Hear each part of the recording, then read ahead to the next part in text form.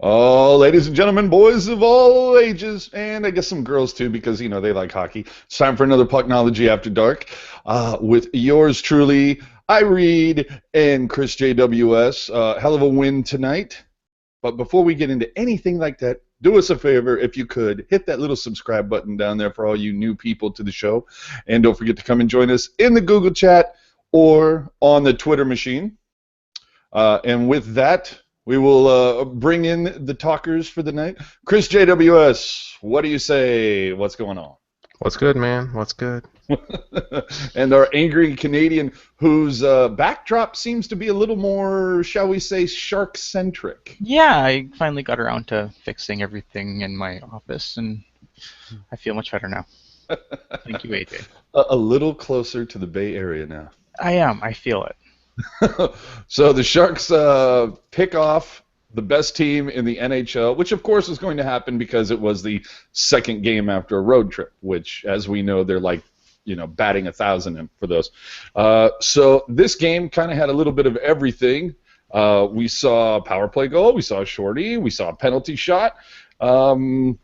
Chris, your initial comments on tonight's game?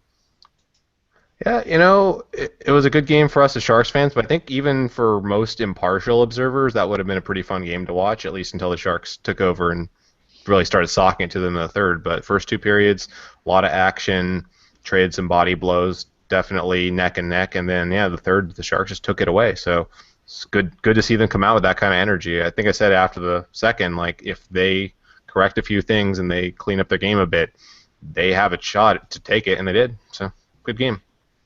And Ian, what did you think of the game tonight? Yeah, I thought it was a good game. I thought the Sharks, played well. I mean, they did make some mistakes early on, and elite teams are going to capitalize on mistakes. I said that on Twitter.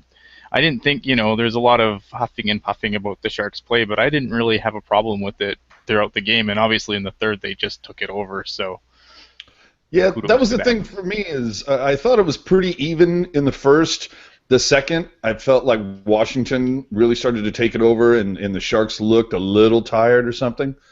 And then third period, clearly, I mean, starting with the power play, getting the quick goal, and then very quickly after that, putting another one on the board. Give it up for Pavs and hello, Dylan, 2-point night, really? Especially with some of the questionable decisions he was making earlier in the game. And that's one thing I wanted to ask you guys, and I'll start with you, Chris. I didn't feel like Dylan or Burns had the best of nights. They seem to have some pretty bad moments, and then they had some pretty good moments, but what did you think of the blue line overall tonight? In the offensive zone, good, great. In the defensive zone, there was a lot of issues with breakouts, and that was the big problem I thought in the first two periods was they were getting the puck back at times, but they were not getting it out. They were throwing it up the boards and turning it over. They were giving the Caps second, third, and fourth chances on possessions, and just that was not good. Dylan was probably one of the worst defenders there. Burns was a pretty bad offender there. Mm-hmm. On the other end, though, I think they were generally pretty darn good. And they didn't give up a lot on the rush either. Like, they had a few scary rushes, but generally they didn't because we've seen bad rushes this team has given up early in the season. So overall, I don't think it was horrible. It was like one or two aspects of their game that's really rough. And in the third, they cleaned that up, so that helped a lot. And let's just get this out of the way since I'm already seeing it in the chat. Yes, I'm wearing a black jersey, which I almost never do, but the reason being is because this. Hello. Nabby. This is OG Nabby. Okay, OG 35, not 20, 35. And later, if we have any time, I'll tell you a quick story about that because it's actually kind of funny how I got this. But anyway,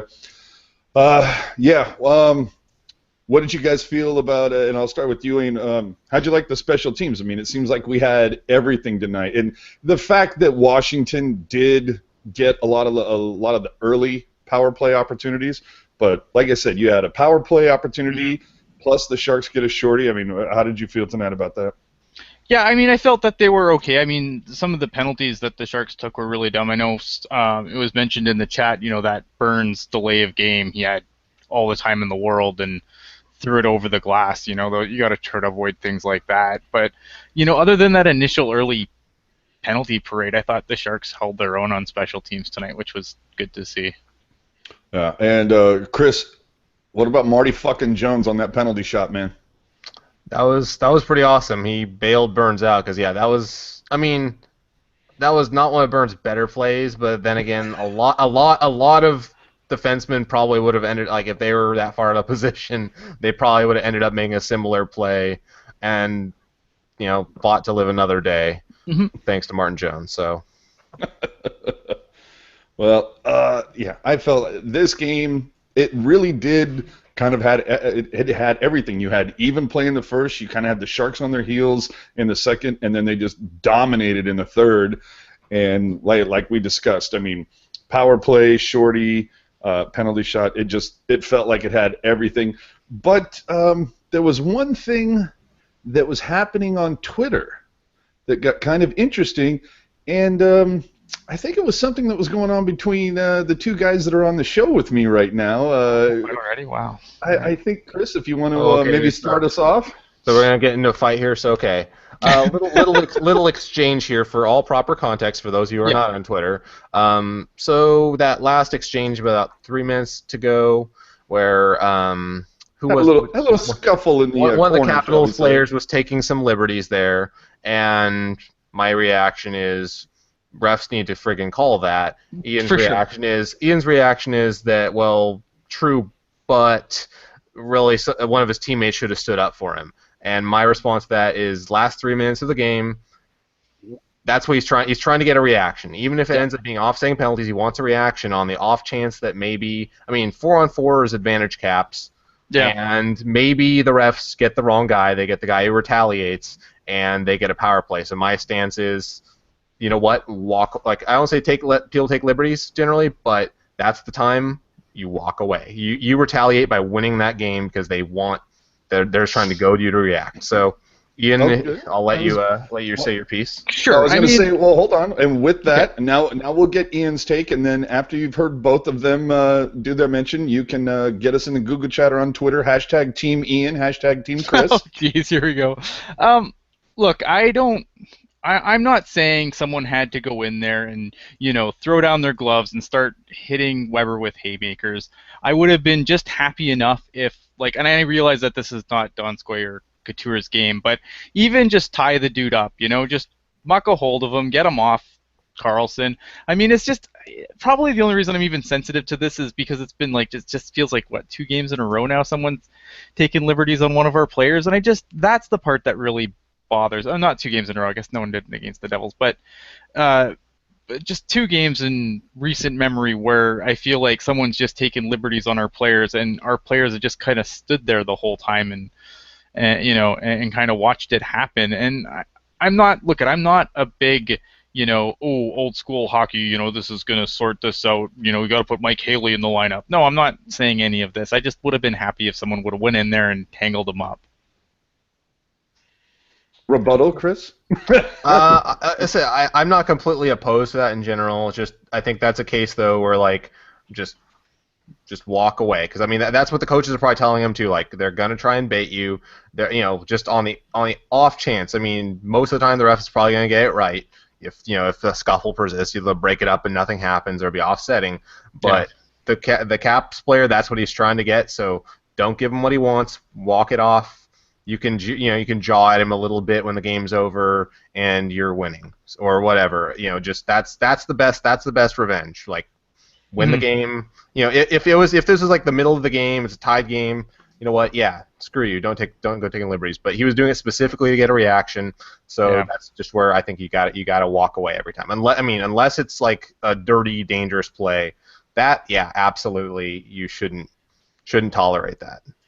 Well, our good buddy and loyal watcher, Hockey Jerk, at hockey_jerk on Twitter, letting me know 7-0 tonight. Tonight is 7-0 on the second game when they come back home from a road trip. You know, the first game, the percentage is god awful, but the second game, we all should have known this, right? On Wednesday, didn't we all predict this, that after these two games, the Sharks would be 1-1? I think the other day, or no, was it Friday night? You guys were all doom and no, was it Friday night or Thursday night? I think it was Thursday night. You guys were all doom and gloom after losing to the Devils. Well, and this goes to one of Ian's favorite talking points, and it's so true. The Sharks play to their competition, and you saw they just ran up against the best team in the NHL, and they essentially, it felt like they took a lot of the second period off. They were evenly matched in the first, and they just completely dominated in the third. And you have to give credit to Washington for what they were able to do and slow down the Sharks in the second, but they had no answer in the third, and I thought that was completely impressive. It was like they smoked pot the first intermission and found the Coke in the second, and boom, they were ready to go. But, you know, Ian, I know how you love to discuss about how they just play to the level of their competition, and they have for a long time. I think, and I think the part of the doom and gloom was I expected we were going to draw Holtby tonight, which I think, you know, might have had a difference in the game too. You know, knowing going in we were going to pull the backup goalie, I think I probably would have been less. But I think, like, Holtby's, in my opinion, like, if I handed out the Vezina today, that's who it's going to. So I think that, you know, that played a factor in some of the doom and gloom, in fairness. And we know that the percentage for the opposing team, the percentage, the chances of them winning at the tank go up about 50% when they start their backup. You know, that seems to be the way that it is. So is that a factor? Or do you just make that up? No, it's just that's just the eyeball test. That's just what I feel. That's what it feels like, except for it's completely untrue. People seem to only talk about us losing to backup goalies when we lose to backup goalies. All the times we beat them, no one talks about it. Ian, you always retweet me whenever I do this on Twitter. It's always, whenever we beat a backup goalie, I almost always say, oh, look, we beat a backup goalie. Yeah, it does happen once in a while. But it doesn't. I was going to say, though, it feels like it's been a while since I've seen that tweet. But hey, you can roll it out there tonight, man. Get on it. Yeah, I know. Well, it's mostly because I think it's a point of frustration. Like, when they're playing a backup, you feel like we should beat them, so you feel extra frustrated. You don't think about all the times to do because like, oh, they're just supposed to do that. So it stands out. I agree. Confirmation bias, I believe, is the proper term. That is the proper term for it. Yeah. Is there anything else you guys want to cover? I mean, it seems like we kind of touched on a lot of it, and it didn't take a whole lot of time because, I mean, if you saw the game, it's just you literally saw a little bit of everything.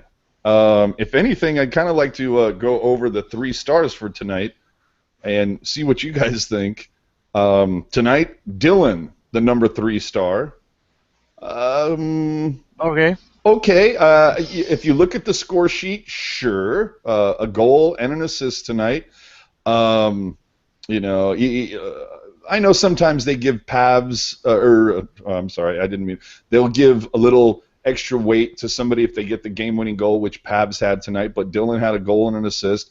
But he also had some really bad plays tonight. I'm sure you guys remember the one where he had to try to get back on D, and he just straight on Burns dive trying to disrupt it, and he barely did. But there were some interesting plays by Dylan, although it did feel like he was getting better as the game went on. What do you guys think about that? Yeah, I have no issues with Dylan in this game. In this game, I was about to say, if you were just going to stop with I have no issues with Dylan, I was going to call you out. Yeah, and I deserve to be called out. Again, you don't want to take anything away from the Capitals, right? Like, you don't want to just be like, oh well, Dylan, blah blah blah. When you're playing the Washington Capitals, the team has won a stupid amount of games. And you have to, so you have to kind of take that into consideration. So I didn't think he had he didn't get off to the start I think he'd want to get off to, but he finished off good enough. And I think that him and Polak seem to finally be finding some chemistry, which is nice. Yeah, Chris? Yeah, overall, I don't have too many complaints about Dylan in this game. Like, he wasn't the only defensive guy that had trouble. Like we mentioned this before, all the guys on defense were having a lot of trouble, especially managing the puck. Because give credit to the Capitals, they are the best team in the league for a reason, and that's why I'm not really shitting on the Sharks that hard for the second period, because when you're playing the best team, they're gonna land some blows. There's gonna be punch. It was a pretty even bout and early on, and the Capitals got their punches in, and Sharks responded well, and that's the big thing. I mean, they've had a lot of. Is it just me, or does it feel like the Sharks have had a lot of big third periods this year where they've really come out and taken control? I remember one in Columbus a while back. There's been a good number where like they've taken it and really taken the game away. Especially Burnsy.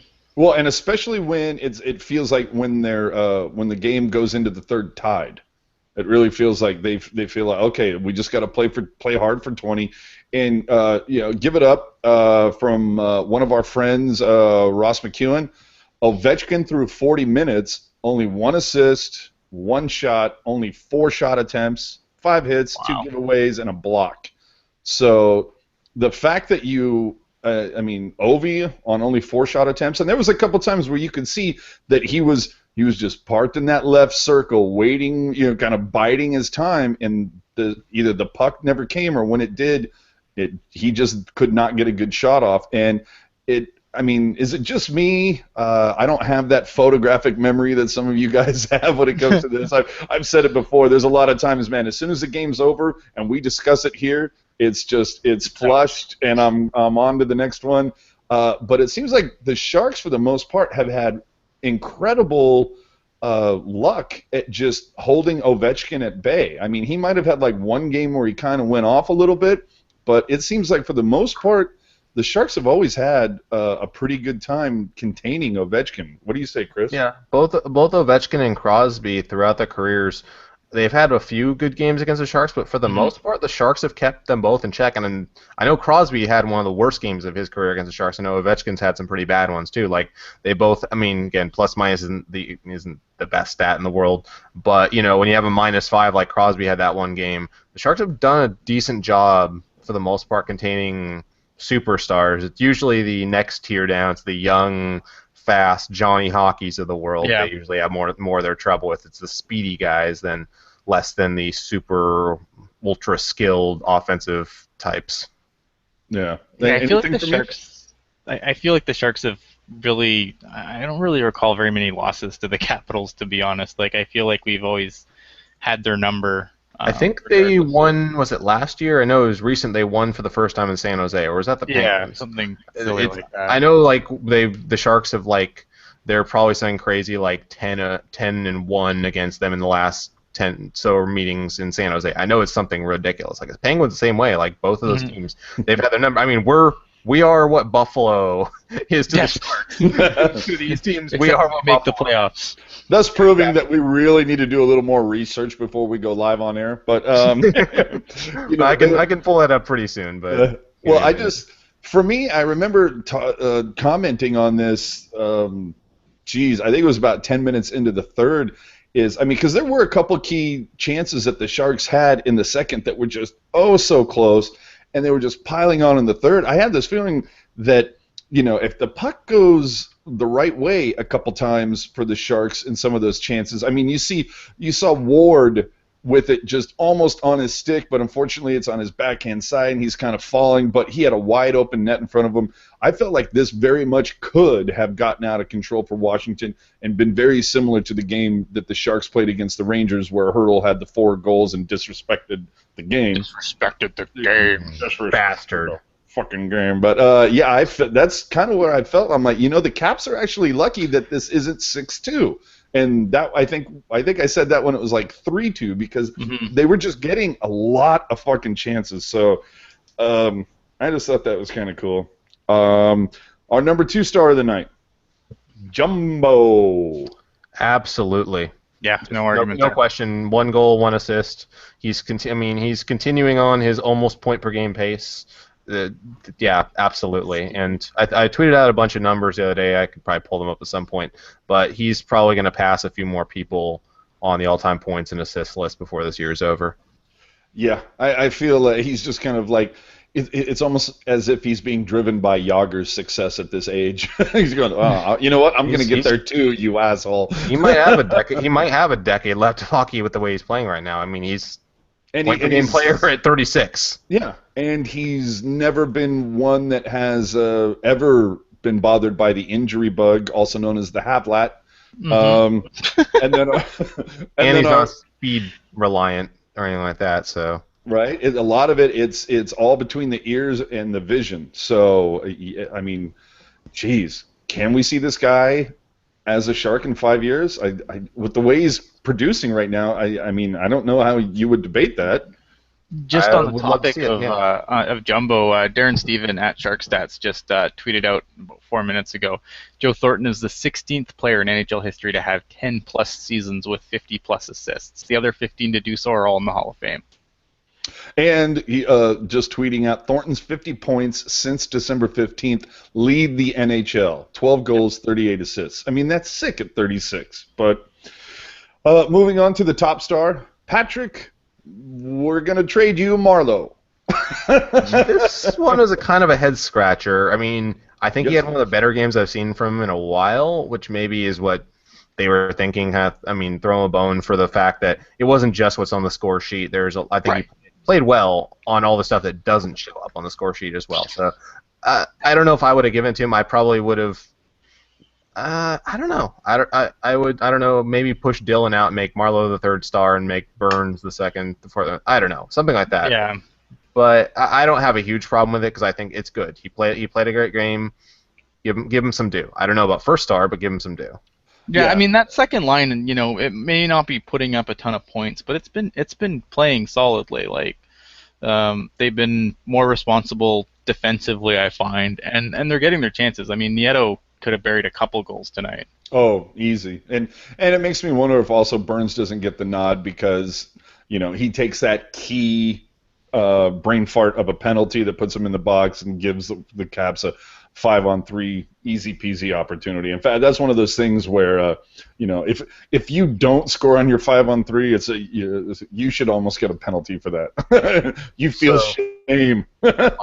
One thing real quick more on Thornton. So I was mentioning about the all-time list. So he now is 1325 at 33 all-time in points. And the guys in front of him are 1326 and 1327. So probably in the next two games, he'll be jumping from number 33 to number 31 all time. I think by the end of the season, he'll probably be number 28 all time because that's less than 15 points in front of him. Well, I was going to say, and you would think that he definitely wants to show up for the next game, seeing that it's against the Bruins. Oh, yeah. So I'm expecting a really good game out of Joe come Tuesday. So moving on, just to take on some things that we had heard from people at the game tonight. I've actually heard from several people tonight. The sound system seems to have had a bit of a tweak. Now, I'm not talking about the organist, although maybe the sound system, when they were sound checking the organist, maybe that kind of pointed out that, hey, there's some speakers in here that aren't working correctly or at all. Maybe we should fix those. I noticed it on just watching the broadcast tonight.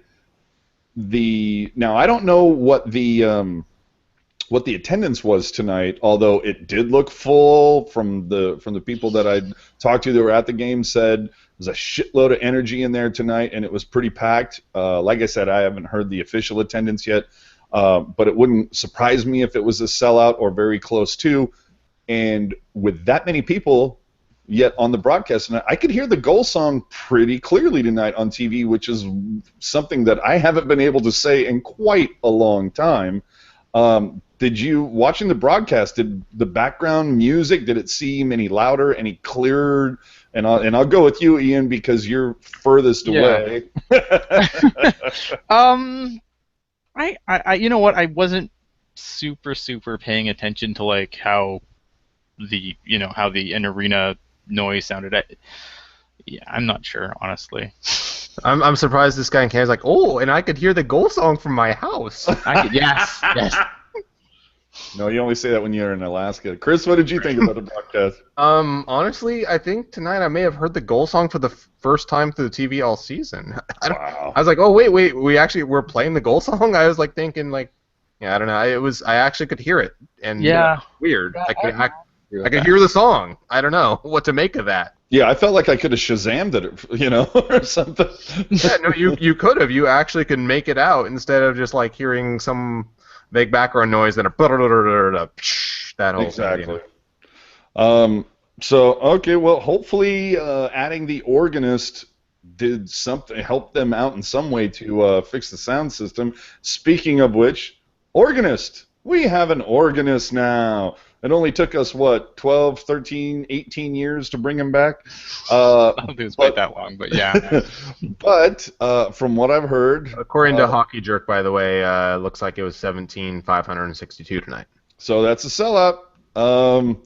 So they did have a sellout, so I'm pretty impressed. Then I was able to hear it that clearly and everything, and I was able to hear the organist that we now have very clearly on the TV. What did you guys, was there anything that you were, like, when you first noticed it, were you just kind of like, oh, okay, yeah, okay, I dig it, it's kind of cool, or Jesus Christ, I feel like I need to run outside and get an ice cream from the ice cream truck going by? So my roommate's wife was like, oh, is this a road game? Yeah, I mean, organ makes a little difference. To me, like, not having an organ at a hockey game is blasphemy.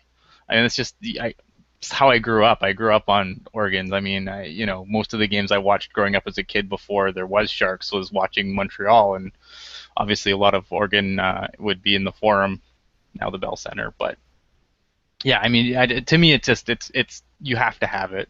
It makes too much sense. I don't know. It just seems right. If organ isn't right, if organ is wrong, I don't want to be right. Well, now Chester, was it Chester? Yeah, it was Chivo, one of our buds, saying that he's in a weird location. I couldn't tell where he was located. The only thing that it seemed as though is like maybe he almost seemed from some of the photos that I saw is like, was he located like in the same area where like Brody and Kubro do the pregame from when they're on location? That's kind of what it looked like. And if I remember correctly, back in the day, the late 90s, a lot of that stuff, there was a suite like behind 108 right in that area. That was not an available suite. It was just straight up like that's where we have like the organist, we've got the music guy, we've got a bunch of stuff. So, if anybody can tell me on the Google chat or Twitter, because like I said, I wasn't able to get to the game tonight as much as I had hoped to. But yeah, I'd be interested to know where he's at. Is he also next to the DJs playing the hashtag Tank Tunes? So yeah, I was wondering, like, can we request things from the organist? That'd be cool. I noticed he was playing a little T Swift there. That's very traditional. I know. That's so Brody. That's so Brody. Yeah, Brody probably put in that request. Yeah. Like, you know any Backstreet Boys? Yeah, right. So anyway, I completely echo Ian's sentiments about that. I think that was a long time coming. I'm surprised that they got rid of him in the first place. It's a staple. It's just something. It would be like going to a baseball game and not hearing "Take Me Out to the Ball Game" during the seventh inning stretch. Sorry, Gen X, for bringing up another sport. I know you hate that. Looks like in the Google chat here, it looks like they posted a video on the Sharks Twitter, and looks like he's playing from a suite, according to Choi Sanchez there. So it's the same. It's essentially the same thing that I saw. It doesn't look like he's playing from a suite per se, because you can see like the brick behind him. It looks like he's playing from basically the handicap seating on that level. So which is where they do the broadcast from when they're on location. So it wouldn't surprise me. They have the space for it. It's already pre-wired, obviously, so it works. Although our buddy at hockey_jerk saying they showed him on the Jumbotron and it looked like he was in the stairwell that goes to the street. Oh, Oh, could you imagine? That would be so funny. It's like, all he has is a little earpiece. And, okay, what do you want me to play now? Oh, sure. Like they couldn't locate him in the tunnels underneath the ice somewhere down there. Yeah, right. They actually had to like move one of the Zambonis like 3 feet out of the way to set him up. So anyway, one last thing I want to touch on for tonight is recognize the hat, boys and girls. We honored Nabby tonight, the winningest goaltender in Sharks history. If we all want to like do a quick Nabby story or a memory that you might have, obviously for me, we probably covered this, so I'm going to do it really quick. My 2 best Nabby memories are always going to be the shutout back when they had ties in hockey, and not the ones that NHL ties worries about, but when the score is actually the same at the end of 65 minutes. When Nabby had his debut at the Pepsi Center versus Patrick Waugh on the other side of the ice, and it went to a 65-minute shutout tie. And to shut out arguably the best goaltender to ever play the game, or at least one of them. Top fucking 5. To Easily. do that in his barn, that's pretty impressive. And then of course they showed it tonight in pregame, and I think they might have talked about it in intermission.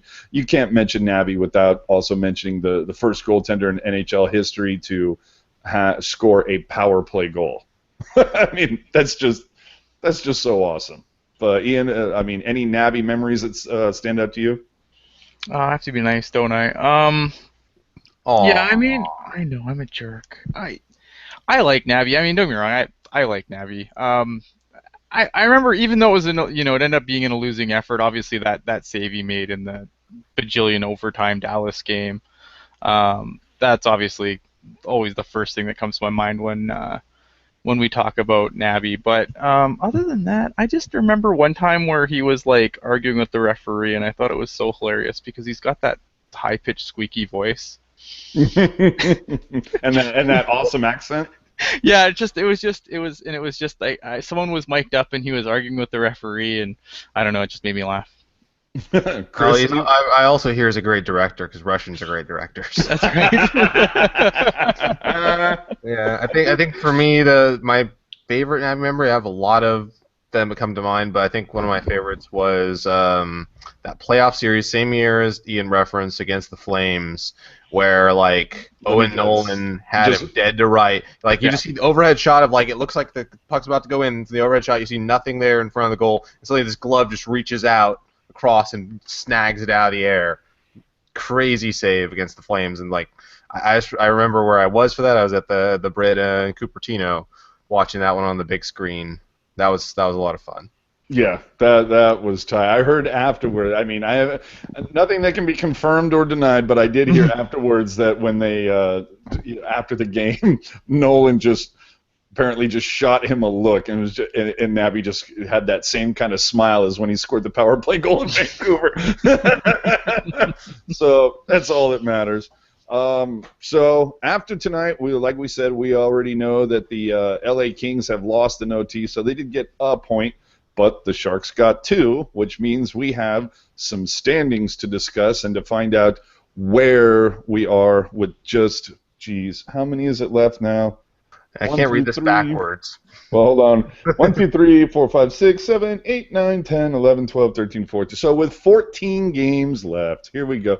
And, oh my God. And this is actually updated. This is fantastic. Good job, Puck Guy. Yeah, Puck Guy is on the ball tonight. Puck Guy on the ball. So we have, LA and Anaheim both with a game in hand. That sucks ass. But yeah, as you can see, we're scooching closer. Might be able to overtake Anaheim. That would be nice. But only 3 points out of the lead. 1 point out from Anaheim. Oh my God! But the magic number to clinch right now, 15, as you can see. And let's be honest, it's not even a contest. We are California is the Bermuda Triangle for Pacific Division hockey. The other teams aren't even close. So What do you think, boys? I mean, we do have one game left against LA, and we keep seeing Anaheim and LA kind of ping-ponging it back and forth. And San Jose does have the slightly better schedule if you look at it. Chris, do you think where do you think this all shakes out after 14 more games?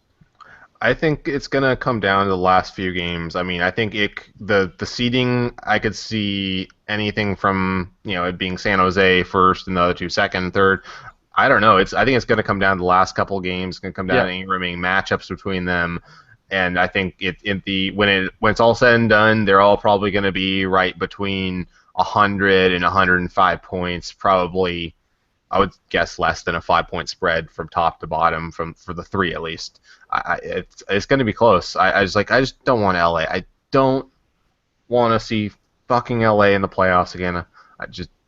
Too many bad memories after last time. Ian? Too much heartbreak. Yeah. I have no idea where he finished. I mean, it's like Chris said. I mean, it's such a throw some dice, and it changes every time you throw them. The Sharks. Could I see the Sharks finishing first? Absolutely. Could I see them finishing second? Yep. Could they stay in third? Sure. I mean, they have an easier schedule, but the Ducks and the Kings, they're keeping pace. So. And they have the few point advantage already, and they have the games in hand. So I mean, it's gonna be tough sledding, but I think the Sharks can definitely move up. But I'm actually kind of fine with them in third because they've played their best hockey on the road this year. Yeah, that is such a key component.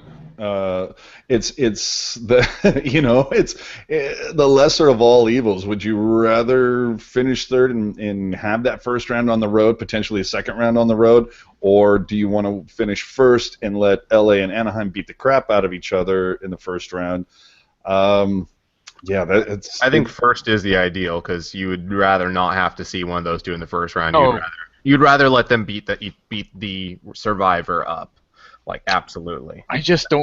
Nashville equally scares me because Pekka Rinne just has complete ownage of us. Yeah, so, that is true, but Rinne has not been the guy he used to be, but then again... But when he plays the Sharks, he puts up .992 save percentages. Exactly. Therein lies the rub. Yeah, it's. I mean, no matter what, I don't think there's really an easy path for the Sharks, no matter what seed they end in. And I mean, that's how it should be, anyways. Like the playoffs shouldn't be a cakewalk. But I mean, I don't think if the Sharks lose in the first round, it means they're a bad team. It just means I don't think they're an elite team, and that's what we were saying a lot of times tonight is that they are a good team, no doubt about that. They're not an elite team. At least not, right now, they don't look like one. Maybe they prove us all wrong when April rolls around, but that's where they're gonna have. That's where they're gonna have to prove it because at this point, I don't think they can really show us anything more in the regular season.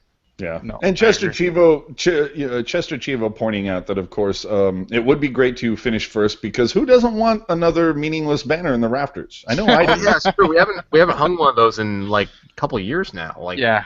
We need to add one to the collection. If they ever win a Stanley Cup, though, I just want to take all those down and burn them out on the street, out in front of SAP Center. We can have a street rally, burn all those stupid banners as part of the parade, and then put up a real banner. Hey, well, we've done this before. Let's not get out of control. I don't have any problem with the pack div. We all know that the worst one is the regular season bullshit with Western Conference. Get the fuck out of here. But other than that, anyway, let's not go down that fucking traveled road. So with that, we could leave that dead horse for the off season, for sure. Yes. So with that, moving forward, we always have to do this because we have the angry Canadian on. Ian, we have to go to you and find out: have there been any interesting occurrences for the Barracuda or any signings of note at the lower level for the Sharks? Yeah, I wrote an article today. It was kind of a day late because I was sick yesterday. We signed Alex Schoenborn from the Portland Winterhawks, who was also in our 2014 draft class. He was a third-round pick, I believe, drafted somewhere in the 70s overall. this is a guy who's probably Barracuda bound for a little bit. I don't think his offensive game is going to translate well to the pro level, but he is definitely got some sandpaper to him, so I think he could be a very productive bottom six, energy guy. They also signed a goaltender, Jamie Murray, who played Division III hockey for, I think it was Babson College. He has some really good numbers, but it's Division III, so I don't want to read overly into that. And he is currently hanging out with the Allen Americans of the ECHL. Awesome. So, moving on. Tuesday, we face Boston. Now, boys and girls, I would be remiss if I didn't mention this. From what I understand, oh, look, there it is. Boston is, in fact, a national game, which means there will be no CSN coverage, pre or post, which means... stuck with us if you want a post game. That's right. Hi! We're the only ones you're going to have.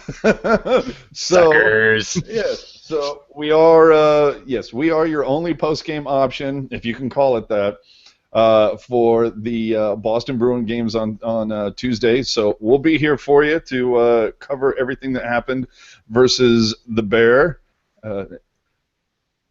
We might have a special guest. I'm working on it. We'll see what happens. Ooh, but, working the phones, working that Rolodex, AJ? I'm working the Rolodex, working the phones, using the Twitter machine. I have the... Basically, he's just harassing Brody is really what it is. That's kind of what it is. Like, I have, Brody's, fax machine, and Brody gave you his fax machine number, too? He never responds to faxes for some reason. It's like it's a fake or something. Garbage. Yeah, we may have a special guest. We're working on it. So, anywho, we will continue on to Boston. Ian, how's Boston looking so far? Do you think we... They are first in the Atlantic last time I checked. Get the fuck out of here. They are in the Atlantic 7-1-2 in their last 10. Yep. So, wow, Boston on a tear. They really surprised me this year. I really thought Boston was going to be where Philly is now. Yeah, I felt the same. They got to where they are, but 39 wins, 23 losses, 8 overtime losses, 86 points. It's nothing to stop. Yeah, and they played tonight at home, and Tuesday will be the start of a road swing for them. Mm-hmm. So they, unfortunately, we're not catching them on the second half of back-to-back or anything lovely like that. But hey, the Sharks showed up and played well tonight against the Capitals, so I think no reason why they can't do the same with 3 days rest against the Bruins. I agree. And it looks like they'll actually have some time to practice now that they aren't coming home, going away, and actually get some practice time in. So I think it'll be a good game. I like the chances. Yeah, and you do have the Panthers and the Lightning nipping at their heels. Panthers only 1 point behind at 85, Lightning at 83. And even the Red Wings trying to do something and get involved. So they're not mathematically eliminated. But, yeah, Boston... the Wings are the first wild card. They've also been road warriors this year. They're 23-7-3 on the road this year. And they're 16-16 at home. Jeez. Yeah, so, hey, that sounds familiar. Road warriors and mediocre at home, that's the thing. Well, you know what, though? The Sharks had no business losing Thursday, and on paper, I don't know that they had any business winning tonight. So, hey, they could do very well versus Boston, and as we said before, we know it's Joe's former team, even though the trade happened 11 years ago, but still, Rooster Watch is on. Yes. Well, it's always on, but it's on. Yes, and oh my God, if you don't follow @PuckGuy14, he had a very cool yet very disturbing Joe Thornton meme tweet tonight. Go ahead, look at his timeline. It's very disturbing. But I'm sure Thornton will be fired up to come in and just plow the Bruins. You always like to stick it to your former team, especially after the way everything kind of went down with that. So is there anything you guys are looking for, anything that you expect, obviously, other than seeing Burns and Dillon kind of make maybe some better decisions? Chris? There he goes. I think I like to see more of what I saw most of the time. The main thing is better decision-making, better breakouts in your own end, but most of what I saw tonight was good. I had a disagreement with a lot of you guys the other night. I thought most of it was positive against the Devils. I just think it didn't really go their way. But say if their play was trending down for a while there, I think it's starting to trend back up, and more of the same. Keep doing that. When they get rolling, they can quietly stack up a lot of wins. So just want to, I want to see a good game, but I would rather see a boring win. Yeah, I'll take that. On the Twitter machine, our buddy Daryl Martin. The banner that needs to come down is the President's Trophy one. Without a cup, it's meaningless. I disagree with that. A Stanley Cup trophy. Oh, and here we go. So here's the disturbing meme from Buckeyes timeline there. 1 down, 3 to go. That's so disturbing. But Daryl Martin saying the banner needs to come down as the President's Trophy one. Without a cup, it's meaningless. And I have to disagree with that. Stanley Cup means you kicked everybody's ass in the postseason. President's Trophy says you kicked everybody's ass in the regular season. I think it's a valid banner. Ian? Yeah, I'm fine with the President's Trophy banner. I mean, if you're going to put up banners for everything, I have less use for divisional banners, and the one that needs to be lit on fire is the regular season Western Conference champion. Yes. Stupidity. Like, that one needs to burn. I don't think, I mean, obviously, I guess you want something up there, so I guess I'm not a big fan of divisional banners either, to be honest. I don't have a problem with it, just with the regular season division, Western Champions, or whatever. Just call it something different. Don't call it champions. Like, yeah. If you win the Western Conference, yeah, that's great. Just, I hate the term champions applied to anything that's not champion. Well, well, for me, I don't have a problem if you put up a banner that says Western Conference champion. But the only reason you should have that banner is if you are playing for the Stanley Cup, representing the Western Conference. Exactly. So yeah, I think I'm okay with that. But yeah, it needs to be a championship of some sort. Either you win your conference, actually win the whole thing, but don't call anything else less than that a championship. It's not a championship. Exactly. So let me see. Last thing to discuss. I don't know if we covered it the other night. After the game, Jesus, see, I told you we play it and then I just flush it out of my mind. After the Devils game, we mentioned a couple of quotes about from Pete DeBoer talking about we need to fix the ice. And immediately the day after, all of a sudden, we saw a press release from John Tortora, Sharks organization. We saw multiple tweets from Pavelka, McKeon, and Kurz all talking about that the Sharks they've sent out a press release and they are working on the ice. They said that they should be locked and loaded and ready to go within 2 weeks, which basically comes at just the right time when the Sharks end this awesome homestand. So just when the Sharks are finished with the homestand, the ice should be perfect. So my guess is probably they're probably going to do it after the homestand. They're probably not going to do much between now and then. It's probably going to be because the homestand is over. They can work on it and make sure to get it right. That would be my guess. I don't know about that because it only gives them an extra day. I mean, this homestand. Okay, we have. Maybe they do some stuff this week after Boston because after Boston they're off a day, then they go to Arizona, then they're off the day, and then they play in New York. So you have that. But after that, then the next 8-9 days it's game off, game off, game off, and then when after LA the next night, they go up to Vancouver, then they fly back, and then they have a day off, and then bam, back at home versus Vans. So there's only 2 times over the next 3 weeks where they actually have 2 consecutive days off. So what about the Barracuda schedule? And then there's the Barracuda schedule. So I mean that's probably the main reason to anything. It's just it's probably hard for them to get the work done because the building is in a lot of use. Too bad they didn't realize this was a need, back in February when they were out of the building a lot. Yeah, for it's not like anyone's noticed the ice has been bad until just the other night. Yeah. Before that, it was fucking great. Just fantastic. Awesome. Yeah, it was perfect. Especially when you have Marco Sturm being quoted as he jumps over for the alumni game and talking about it's yep, still shitty as ever.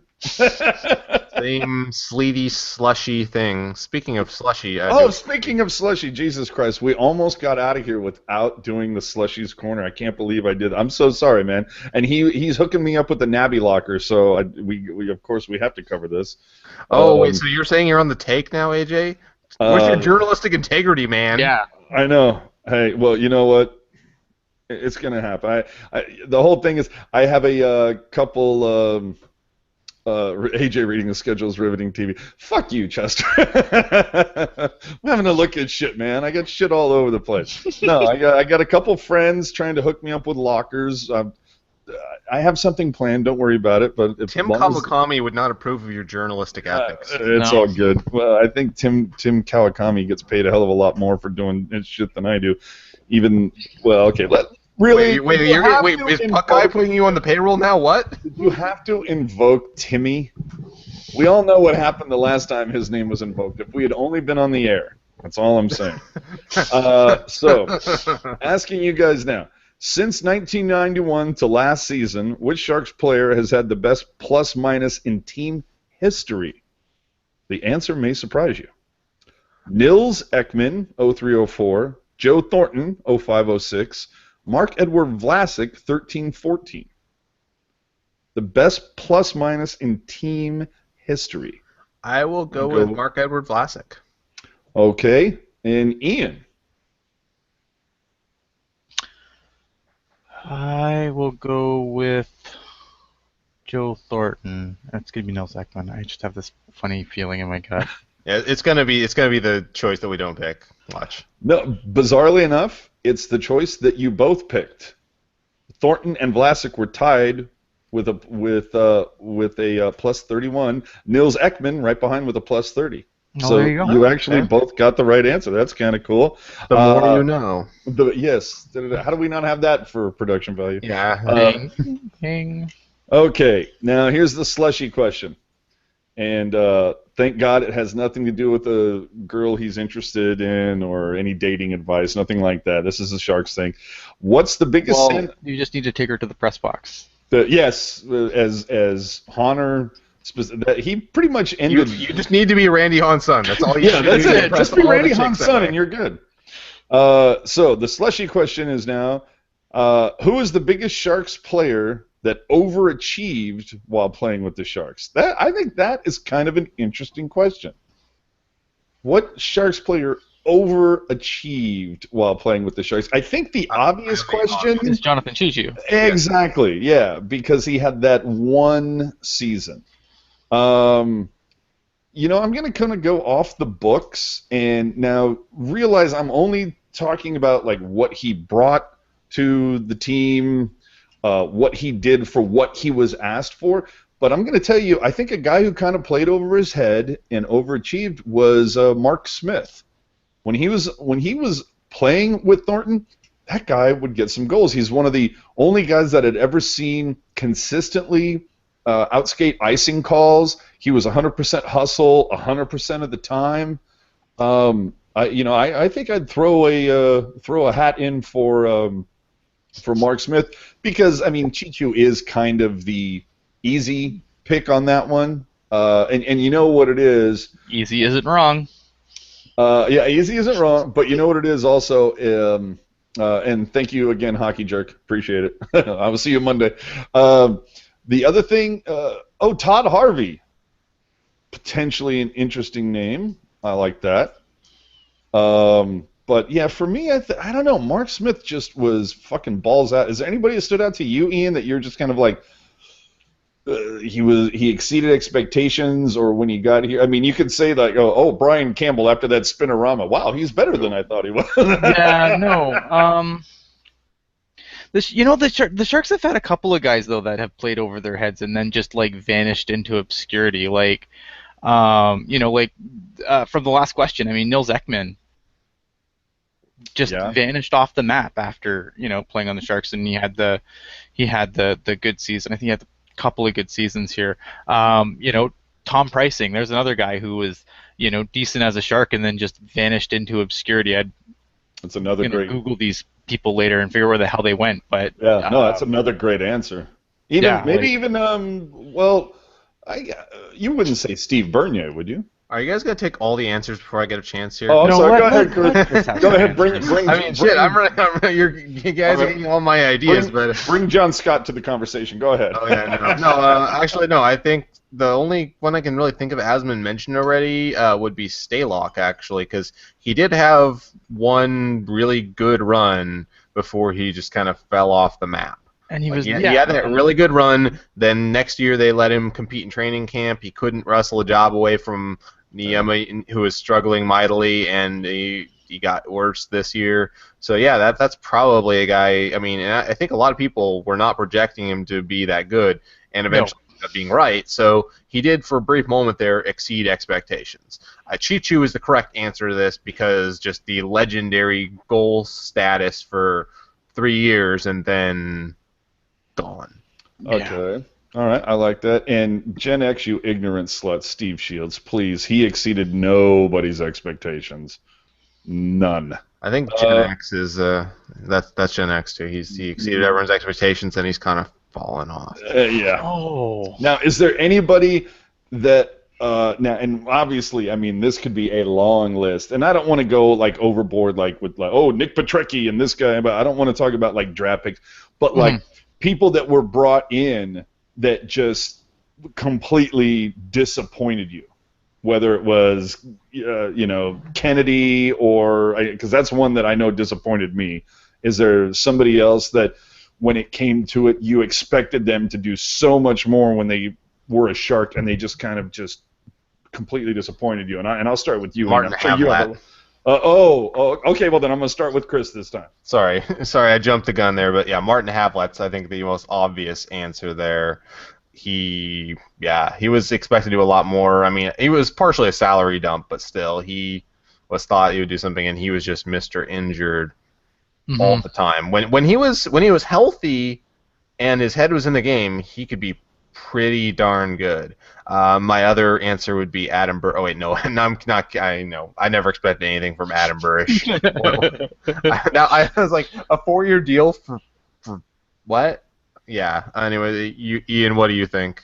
St. Owen just took my pick before I could spit it out. Ed Belfour. This was the guy who came in, and I thought, wow, the Sharks have like a real freaking goaltender. It's not like, before that, who did we have? Like Wade Flaherty. Hold on. See, now I had to jump out for a second. What were the names that were mentioned about disappointments? I said Ed Belfour. Okay. Yes, I was going to say that was a name that definitely had. But you ignorant sluts. The clear name was Mark Bell. Do you remember that fucking tire fire? He was brought in from Toronto. It was supposed to be a huge acquisition. This is a guy that they were looking to play on the top line. Couldn't even break the fourth line, and I think within like three like weeks a of being DUI, here, like got the a second fucking he got DUI. Remember Claude Lemieux? Who couldn't barely break the lineup, if that. Although the best part about Lemieux that year was how angry it made Detroit fans that he was even in the league. Yeah, that was funny. But yeah, geez, God, there was another name that popped in my head. Oh, I think I remember. There was a name who I think we expected a little bit more out of. God, I want to say he was a Finnish player. Timo Solani? I think Sharks fans expected a little more out of him. Shot though, I mean, his numbers were good enough. Were they? I think so. I mean, he missed the shot. I think a lot of it is that he'll always be dog crap for that, but I don't think he disappointed me as like overall. I don't think he disappointed me as a Shark. I was still kind of bummed to see him go, honestly, when he went. Well, I think he was looked upon to be kind of a savior because up until that point, the Sharks had really never had like a clear-cut sniper of a player, and everybody thought that that's what they needed, and this was going to cure a lot of the woes. I need to deal with Chester Chivo here. Yeah, we had to. Gotta lay the smack down, Ian. I do. Yeah, that Canadian smackdown. If Ian was a wrestler, what would his name be? AJ. I mean, it's got to involve something to do with maple syrup or something. Oh, the maple masher. Yes, there you go. All right, I'm seeing Niemi come up a lot in the chat, and we have to discuss Mr. Oh, Ian. fuck that guy. Oh, are we gonna go down this road? Because I am. we're almost Going at an down it. hour, so we're probably Going gonna down go it. an hour. Listen. And now we bring you Ian's Angry Canadian Rant. Thank you. All right. The Maple The Masher. reason why Antti Niemi shouldn't be considered in this most disappointing was because this is what you should have expected from Niemi. When we got Niemi, he just got finished winning a cup in spite of his play. I mean, all you had to do was let in, between him and Michael Leighton, had to let in less goals than the other. It wasn't like it was a goaltending duel by any stretch of the imagination. So, I don't know what you were expecting from Niemi. He was a terrible goalie with terrible rebound control, and we had a terrible defense that was terrible at clearing pucks out of the slot. We got exactly what we should have gotten. Yeah, and he did manage to have one really good year. So. Yeah, he had a busy year, but he wasn't. I just remember being completely unimpressed with this signing, and the fact that Wilson once again placed a ridiculous amount of value on somebody of he has a ring. Well, you know what? If I was in goal behind that Chicago defense, I'd have a ring too. That was like a once in a ever team in the salary cap era. Yeah. There's no even none of the other teams that Chicago has put together since that have won cups nowhere near as stacked as that one. Nowhere near. Not even close. So anyway, there you go. I'm done. There you go. The Maple Masher has slayed you. Maple Masher. The Mad Mountie has delivered. So we just need one of these times. We just need Ian to prepare like a speech in advance. Oh, I know. He just comes out with a belt or some shit, or I don't know. We should do it on the anniversary show next year when we have 2-year anniversary. Let the Maple Masher come out and shit talk. I like it. So with that, the Sharks close out the best team in the NHL tonight, 5-2. Even got it. We saw it all tonight, kids. Power play goal, shorty goal, penalty shot denied by Jones, and an empty netter. Can't ask for much more than that, right? And because you got to win. And we look forward to the game against Boston on Tuesday. Once again, national game. We're going to be, sadly, your only choice for Sharks post-game talk and interaction. So real quick here in the chat, a few other suggestions. The Loose Moose. Oh, I like that. The Mad Mountie. We may have to do a poll. We have to compile all these into a poll on Twitter for Ian's wrestling name. Hashtag Ian's wrestling name. By all means, spend the rest of the night coming up with choices, and then and do it on Twitter because the Google chat will be closed soon. Do us a favor, hit us up on Twitter with Ian's wrestling name, and we will have it. It will be unveiled this Wednesday, and I have to promote this really quickly. So once again, do us a favor. Now it's time for housekeeping. Do us a favor, if you're new to the gig, please hit the subscribe button down there below, please. We appreciate that. You can hit us up on Twitter. I am at AJ_Strong. We have Chris at ChrisJWS and Ian Reed at iReadPucknology, and you can see it on his lower third that is spelled IREID, so get it right. And with that, we will be here for you as the only post-game show after the Bruins on Tuesday. We hope to have a special guest. Could be Brody, could be someone else. We're not sure yet. And Ian, why don't you let them know what's going on with your takeover on Wednesday? Yeah, so Wednesday we're going to take over the channel for a cool. We're going to do Teal Tinted Glasses live on the Wednesday. It's going to be awesome. We're going to have time for user interaction, but don't fret if you usually listen to us on iTunes, SoundCloud, or just listen to it on Pucknology. There will be an edited down version for your listening enjoyment. Yes, and I'm looking forward to this Teal Tinted Glasses live because chances are it's probably going to go close to 2 hours, and we will finally hear some good cursing from the Teal Tinted Glasses crew, because you have to realize I don't think people realize how much Wendell has to edit my talking. Because yes. I just drop bombs all the time, and I'm like, oh, right, family-friendly show. You don't understand how much pent-up profanity is occurring right now between Wendell, Rocket, and Ian. So they call him the Angry Canadian for a reason. That's true. I expected a completely obscene show on Wednesday, so we should all be able to adults only. Adults only for Wednesday night, don't and tell then your parents. We're gonna try. I'm gonna try and do my best, but things sometimes happen. So. And then, you know what? And kids, you can download the edited show on Thursday. That's right. And all the bases are touched. That's right. I'm gonna try and do my best, but it's live. I can't promise anything. Okay, we might have had a new one at the top of the list. Gen X coming in with Angry Beaver. That's interesting. I don't know that tops Maple Masher. I don't know if that tops Maple Masher, but Angry Beaver, pretty good. Keep them coming on Twitter, please. I want to see this. Hashtag Ian's wrestler name. All right. So thanks for coming out. Wrestling name, just wrestler. It's the same thing. We already started the hashtag, so just there you go. Clear. Oh, okay. So once again, do that on Twitter. I'm going to be looking for these over the next half hour while I go make a couple of cocktails.